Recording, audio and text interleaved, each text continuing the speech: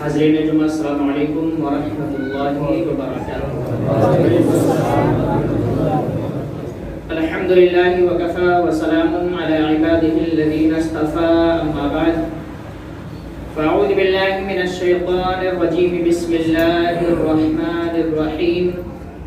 شہر رمضان الذی انزل فیہ القرآن، صدق اللہ المولانا العظیم، وبلغنا رسوله النبی الامین المختار الکریم، ونحن على ذلك لمن الشاهدين والشاکرین، والحمد للہ رب العالمین۔ آئیے کچھ عرض و معروضات پیش کرنے سے قبل سب سے پہلے آقا نامدار، مدینے کے تاجدار احمد مصطفیٰ محمد مصطفیٰ صلی اللہ علیہ وسلم کی مقدس بارگاہ میں درود شریف کا ہدیہ پیش کریں۔ الصلاۃ والسلام علیک یا رسول اللہ، الصلاۃ والسلام علیک یا حبیب اللہ، الصلاۃ والسلام علیک یا نور اللہ، صلی اللہ تعالی علیہ وسلم۔ میرے پیارے آقا صلی اللہ تعالی علیہ وسلم کے پیارے دیوانوں، گزشتہ جمعہ ہم نے آپ کے سامنے رمضان المبارک کی دو اہم چیزوں کے بارے میں گفتگو کرنے کی کوشش کی تھی۔ رمضان المبارک میں جن دو چیزوں کو سب سے زیادہ اہمیت دی جاتی ہے وہ دو چیزیں روزہ اور قرآن ہیں۔ ہر مسلمان سب سے زیادہ اگر کسی چیز کو اہمیت دیتا ہے تو قرآن کو اور روزے کو اہمیت دیتا ہے، اور اس کی وجہ یہ ہے کہ یہ مہینہ ہی رمضان کا جو مہینہ ہے وہ روزے اور قرآن دونوں کا مہینہ ہے۔ اس مہینے کو جہاں روزوں سے فضیلت حاصل ہے، وہیں اس بات سے بھی اس مہینے کو فضیلت حاصل ہے کہ قرآن اسی مہینے میں نازل ہوا۔ جبریل امین نبی کریم صلی اللہ علیہ وسلم کی بارگاہ میں اسی مہینے میں آتے اور قرآن سنتے اور سناتے، یعنی ایک دوسرے کو قرآن پڑھ کے جبریل امین اور حضور صلی اللہ علیہ وسلم دور کیا کرتے تھے، سنایا کرتے تھے، اور تھوڑا تھوڑا کرتے پورا قرآن مقدس اسی مہینے میں نازل کیا گیا۔ جتنی بھی عظیم آسمانی کتابیں تھیں، جتنے بھی مقدس اللہ کے کلام تھے قرآن سے پہلے کے ہوں، وہ سارے کے سارے رمضان کے مہینے میں ہی نازل کیے گئے۔ تو اس اعتبار سے دیکھا جائے تو اس مہینے کو ایک عظیم مقام حاصل ہے، اور قرآن مقدس کی تلاوت، اس کی فضیلت، اس کی برکت کے تعلق سے اللہ کے رسول صلی اللہ علیہ وسلم فرماتے ہیں کہ جو مسلمان قرآن کی تلاوت کرتا ہے، قرآن کو اپنے سینے میں بساتا ہے، اس کے انتقال کے وقت سے لے کر جنت میں داخل ہونے تک قرآن اس کی حفاظت کرتا رہتا ہے۔ یعنی جب اس کی نزع کا وقت آتا ہے، اس کی موت کا وقت آتا ہے، تو یہ قرآن اس کے سرہانے، اس کے بائیں، اس کے دائیں بائیں، آگے پیچھے سے آ کر اس کو گھیر لیتا ہے، اور جب شیاطین اور جہنم کے فرشتے قریب ہونا چاہتے ہیں تو ان کو دھکے مار کر بھگاتا ہے کہ اس نے اپنے سینے میں مجھے بسایا تھا، دنیا میں اس نے میری حفاظت کی تھی، اب میری ذمہ داری ہے اس کی حفاظت کرنا، تم اس کے کنارے تک نہیں آ سکتے ہو۔ اس طریقے سے موت کے وقت جب روح نکلنے والی ہوتی ہے تو قرآن حفاظت کرتا ہے، اور ایک قرآن پڑھنے والے کی روح بڑی آسانی سے نکلتی ہے، شیطان اس پر حملہ نہیں کر پاتا ہے۔ اور جب یہی قرآن پڑھنے والا انتقال کر جاتا ہے، انتقال کے وقت، غسل و کفن کے وقت بھی یہ قرآن اس کے ساتھ ساتھ رہتا ہے۔ جب اسے قبر میں داخل کیا جاتا ہے، لوگ دفن کر کے اپنے گھروں کو واپس آ جاتے ہیں اور نکیرین سوالات کے لیے آتے ہیں، تو یہ قرآن آ کر وہاں کھڑا ہو جاتا ہے، سوال کی اجازت نہیں ہے، جس نے میری حفاظت کی، میری ذمہ داری ہے اس کی حفاظت کرنا، تمہیں اس بات کی اجازت نہیں کہ تم اس سے سوال کر سکو، اور سوال کی اجازت خدا کی طرف سے ہو بھی جائے، جواب دینے کے بعد خدا نہ خواستہ کوئی گناہ اس سے سرزد ہو گیا ہو اور اس کی وجہ سے اگر اس پر عذاب مسلط کیا جا رہا ہو تو یہ قرآن اس عذاب کی مخالفت کرتا ہے اور اس عذاب کو وہاں سے بھگا دیتا ہے، اس کی حفاظت کرتا ہے قرآن پڑھنے والے کی۔ یعنی جو انسان حاصل کلام یہ ہے کہ جو انسان قرآن کو اپنے سینے میں بساتا ہے عذاب اس کے جسم کو چھو بھی نہیں سکتی ہے، جہنم کی آگ اس کے جسم کو چھو بھی نہیں سکتی ہے، اس کے قریب آ بھی نہیں سکتی ہے۔ یہ قبر میں قیامت تک یہ قرآن اس کی حفاظت کرتا رہتا ہے، اور جب حشر کا میدان آتا ہے اور حشر کے میدان میں قرآن اللہ کے سامنے آ کر کھڑا ہو جاتا ہے کہ میرے مولا اس نے دنیا میں میری حفاظت کی، آج میری ذمہ داری ہے، میں تیرا کلام ہوں اور تجھی سے فریاد کرتا ہوں کہ میری سفارش اس کے حق میں قبول فرما اور بغیر حساب و کتاب اس کو جنت میں داخل فرما۔ اللہ فرماتا ہے جب میرا کلام تو ہے اور تو سفارش کر رہا ہے تو تیری سفارش کو میں ٹھکرا نہیں سکتا، میں قبول کرتا ہوں اور تو لے جا اسے جنت میں داخل کر دے۔ تو وہ قرآن پڑھنے والے کو اپنی بنیاد پر اور اپنی قوت و طاقت کی بنیاد پر جنت میں داخل کرا دیتا ہے۔ یہ قرآن کی طاقت ہے، اس کو سمجھنے کی ضرورت ہے۔ ہم یہ سوچتے ہیں رمضان آیا ایک حافظ کے پیچھے تراویح پڑھ لو، سال بھر قرآن چھونے کی ضرورت نہیں ہے۔ یاد رکھو میرے دوستو، قرآن چھونا، قرآن پڑھنا، قرآن دیکھنا اور قرآن کا لفظ زبان پہ لانا یہ بھی عبادت ہے۔ قرآن کوئی اپنی زبان پہ لاتا ہے، الفاظ ادا کرتا ہے تو اس پر بھی ثواب ملتا ہے، یہ قرآن کی عظمت ہے۔ لیکن آج کے مسلمان اس کو نہ سمجھ سکے۔ آج کے مسلمان، اور ایک بات بڑی اہم بتاتا ہوں آپ کو، مطالعہ کر رہا تھا، اچانک ایک بات نظر سے گزری کہ کل قیامت کے دن جب اللہ رب العزت کی بارگاہ میں لوگ حاضر ہوں گے، حساب و کتاب ہوگا، تو لوگ اپنے ماں باپ کی شکایت اللہ کی بارگاہ میں کریں گے۔ سن لو، ماں باپ جو دین سے اور دنیاوی تعلیم کے لیے سب کچھ قربان کر دیتے ہیں اور قرآن سے اپنے بچوں کو دور رکھتے ہیں، دینی تعلیم سے دور رکھتے ہیں، یہی بچے قیامت کے دن اللہ کی بارگاہ میں اپنے ماں باپ کی شکایت کریں گے، کہیں گے ہمیں شرم آتی ہے کہ ہمیں ایسے ماں باپ ملے تھے جنہوں نے ہمیں دنیاوی تعلیم تو دیا لیکن دینی تعلیم نہیں دیا جس سے ہم اپنی حفاظت کر سکتے۔ جب اس کا حساب و کتاب لیا جائے گا، جہنم کی طرف اس کو بھیجا جائے گا تو اپنے ماں باپ پر لعنت بھیجے گا، پھٹکار بھیجے گا کہ لعنت ہو ایسے ماں باپ پر کہ ہمیں نہ ملے ہوتے تو اچھا رہتا، کہیں اچھے ماں باپ ملتے تو کم از کم جہنم سے بچا تو سکتے تھے۔ اسی لیے اللہ رب العزت نے قرآن مقدس میں فرمایا کہ اپنے آپ کو اور اپنی اولاد کو جہنم کی ایندھن سے بچاؤ۔ ماں باپ کی ذمہ داری کتنی بڑی ہے۔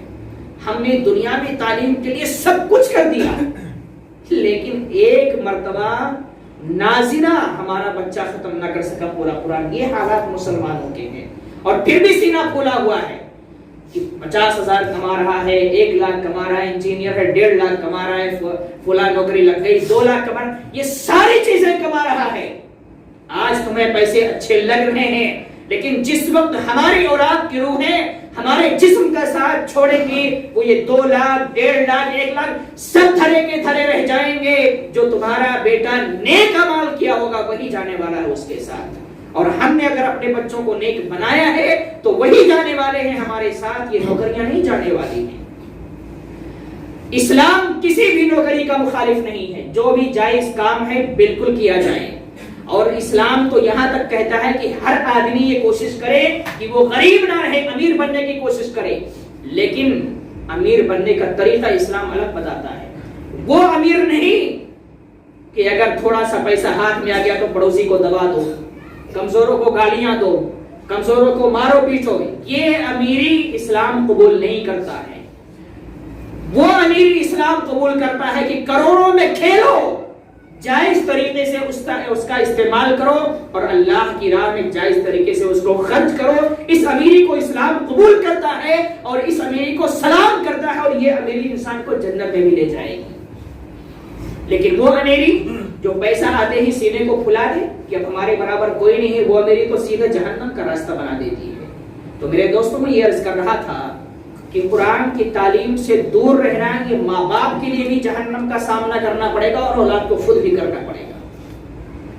جب اولادوں کا حساب ہوگا کہ تو نے کیا کیا، تو اولاد سیدھے کہے گی کہ میرے مولا میرے ماں باپ نے مجھے انجینئر تو بنایا، ڈاکٹر تو بنایا، پروفیسر تو بنایا، پولیس تو بنایا، سب کچھ بنایا، لیکن میرے مولا دین نہیں سکھایا کہ میں صحیح سے نماز پڑھ سکتا، قرآن نہیں سکھایا کہ میں تجوید کے ساتھ قرآن پڑھ سکتا، ہمیں تیرے اور تیرے رسول کے بارے میں نہیں بتایا، جنت و جہنم کے بارے میں نہیں بتایا، اسلام کی حقانیت کو نہیں بتایا، جس کی وجہ سے آج ہم شرمندہ ہیں اور ہم ایسے ماں باپ پر بھی پھٹکار بھیجتے ہیں جو ہمیں ملے تھے اور ہمارے لیے جہنم کا سامان بن گئے۔ تو آج جو ماں باپ اپنے بچوں پر پیار اور لاڈ دکھاتے ہیں اور پیار اور لاڈ کے چکر میں انہیں ایک چماڑ بھی نہیں مارتے ہیں، وہ مدرسہ جائے یا نہ جائے، عربی جائے یا نہ جائے، کوئی فکر نہیں ہے، بیٹا ہے چھوڑو کون مارے گا، یہ پیار نہیں ہے، یہ حقیقت میں دشمنی ہے بچوں سے۔ سچا پیار تو وہ ہے کہ چماٹ مارنے کی ضرورت آئے تو چماٹ مار کے سیدھا راستہ دکھاؤ، اور پیار کر کے سیدھا راستہ دکھانے کی بات آئے تو گلے لگا کے سیدھا راستہ دکھاؤ، یہ پیار ہے۔ یہ کون سا پیار کہ وہ گناہ کر رہا ہے اور ہم پیار میں بیٹا ہے چھوڑ دو، بچپنا ہے، لڑکپن ہے، یہ ہے وہ ہے، یہ پیار نہیں، یہ اپنے بچوں سے سخت دشمنی ہے اور ہم خود اپنے بچوں کے لیے جہنم کا سامان بن رہے ہیں۔ میرے عزیزو، قرآن کی اہمیت کو سمجھو، قرآن کو اپنے سینوں میں بساؤ، اپنے بچوں کو قرآن سکھاؤ۔ ہم یہ قرآن یہ نہیں کہتا، اسلام یہ نہیں کہتا کہ ہر کوئی حافظ ہی بن جائے، نہیں، ہر کوئی حافظ بن جائے گا تو پھر اور لوگ کیا کریں گے، یہ نہیں کہتا، لیکن ضرور اسلام یہ کہتا ہے کہ ہر مسلمان کو اتنا قرآن تجوید کے ساتھ آنا چاہیے کہ کم از کم وہ اپنی نماز صحیح طریقے سے ادا کر سکے۔ اور یہ کیا ہے اتنا علم حاصل کرنا؟ فرض عین ہے۔ فرض عین کا مطلب ہوتا ہے ہر انسان پر، ہر مسلمان پر فرض عین ہے کہ وہ قرآن کی تعلیم اتنی سیکھے کہ اپنی نماز تجوید کے ساتھ ادا کر سکے۔ اگر وہ اتنا نہیں سیکھتا ہے تو اس کا جیسے ہر مسلمان پر فرض ہے، ویسے ہر سیکنڈ اس کا گناہ کبیرہ میں لکھا جاتا ہے، ہر سیکنڈ۔ اور دوسری بات، اگر ہمیں نماز کے فرائض نہیں معلوم ہیں، وضو کے فرائض، یہ وہ علوم ہیں جو فرض عین ہیں، سیکھنا ہر انسان پر ضروری ہے۔ اگر یہ سب ہمیں نہیں معلوم ہے تو یہ مت سوچیں کہ ہم بہت بڑے کامیاب ہیں۔ ہر لمحہ ہمارا گناہ کبیرہ میں لکھا جا رہا ہے، ہر سیکنڈ لکھا جا رہا ہے۔ ہم تو بڑے مگن ہیں نا دنیا کی لگن میں، دنیا ہے، پیسے ہیں، شہرت ہے تو سب کچھ ہے، یہ ساری چیزیں ایسے کوڑے پر سوائیں گے قبر میں اور قیامت کے دن کہ ایک ہتھوڑا بھی ہم برداشت نہ کر سکیں گے۔ میرے عزیزو، قرآن کی اہمیت کو سمجھو۔ یہ رمضان جو ہمارے اور آپ کے سامنے آ رہا ہے، اس رمضان کا مقام کیا ہے، اس کو سمجھانے کے لیے ایک مثال دیتا ہوں۔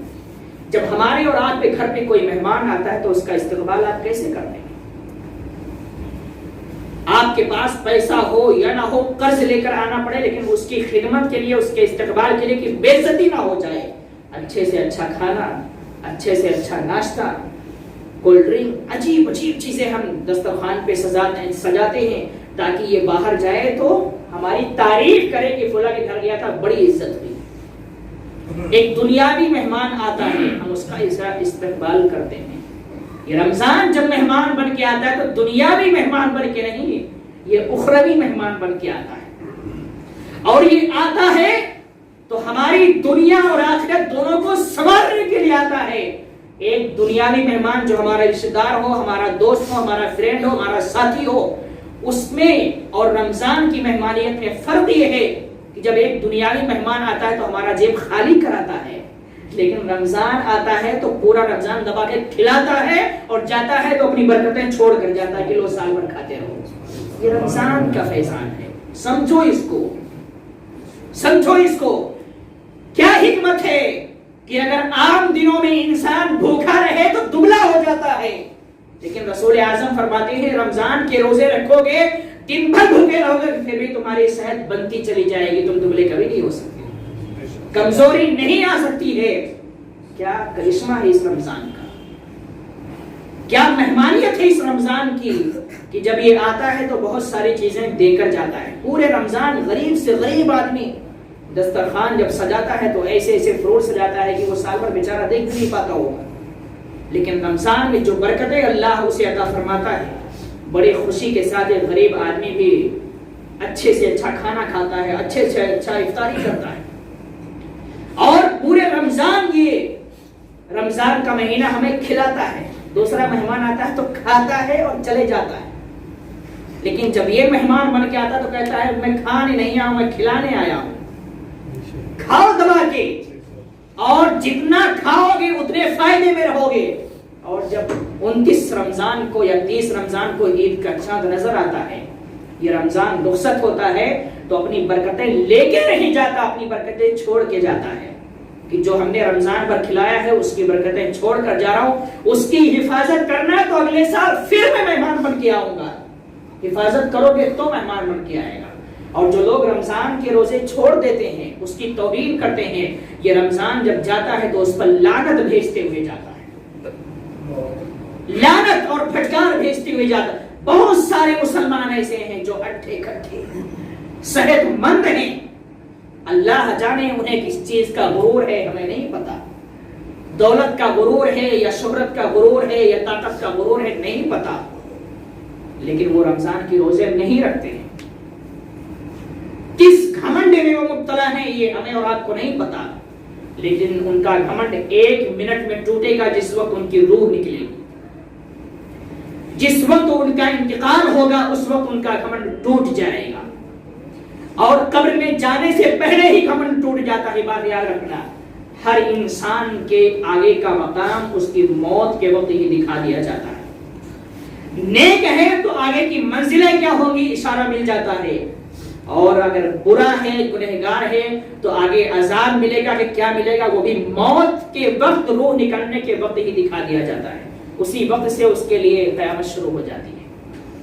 اس لیے رمضان آ رہا ہے, اس کا استقبال کرو, اس کی اہمیت کو سمجھو, اس مہمان کا ایسا استقبال کرو کہ یہ مہمان خدا کے بارگاہ میں جب قیامت کے دن ہمارے سامنے آئے تو ہمیں رسوا نہ کرے, بلکہ خدا کی بارگاہ میں یہ گواہی دیتا وہ نظر آئے کہ میرے مولا, میں رمضان کے روزے بن کر اس کی بارگاہ میں گیا تھا, اس نے میرا ایسا استقبال کیا, میری عظمت کو سلام کیا, میرے مولا آج میری شفاعت اس کے حق میں قبول فرما. اللہ فرمائے گا ٹھیک ہے اے ماہ رمضان کے روزے, تو جب شفاعت کر رہا ہے تو ہم تیری شفاعت کو قبول کرنے کے لیے تیار ہیں, تیری بات کو ماننے کے لیے تیار ہیں, جا اس کو تو جنت میں داخل فرما دے.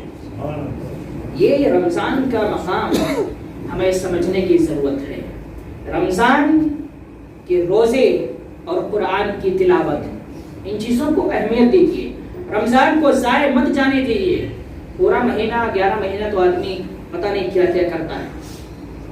یہ مہینہ توبہ کرنے کا ہے, یہ مہینہ اللہ کو راضی کرنے کا ہے, یہ مہینہ اپنے گناہوں کو بخشوانے کا مہینہ ہے, یہ اپنے مرحومین کی بخشش کرانے کا مہینہ ہے, اپنی مستقبل کو سنوارنے کا مہینہ ہے, اپنے بچوں کو نیک راہ پر ڈھالنے کا مہینہ ہے, اور اپنی قسمت کو سنوارنے کا مہینہ ہے.